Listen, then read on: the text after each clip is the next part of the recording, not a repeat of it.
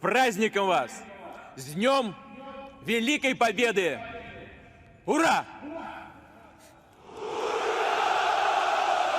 Baru-baru ini kata "ura" cukup populer bagi para netizen tanah air imbas dari invasi Rusia ke Ukraina. Usut punya usut, kata "ura" merupakan kata dari bahasa Rusia. Banyak orang bertanya-tanya apa maksud dari kata "ura" yang populer pada saat Presiden Rusia berpidato di hadapan para tentaranya ini. Kata ini bahkan populer di berbagai platform media sosial dan dipakai dalam konteks candaan. Lantas apa arti dari kata "ura" ini?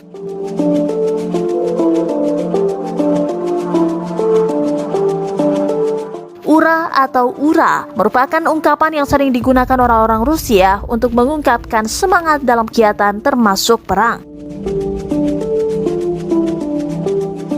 Jika diartikan, kata ura berarti hore, yakni kata seru untuk menyatakan rasa gembira dan sebagainya.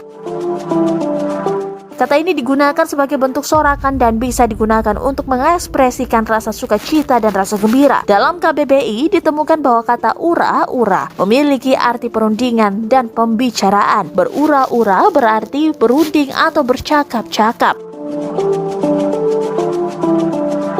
Kata ini cukup banyak digunakan di media sosial seperti Instagram, Twitter, hingga TikTok. Seperti diketahui, Presiden Rusia Vladimir Putin memberikan sorakan ura kepada para tentaranya untuk menyemangati para tentara saat akan menghadapi peperangan di Ukraina.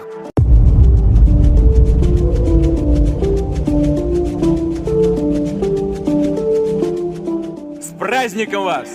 С Днем Великой Победы! Ура!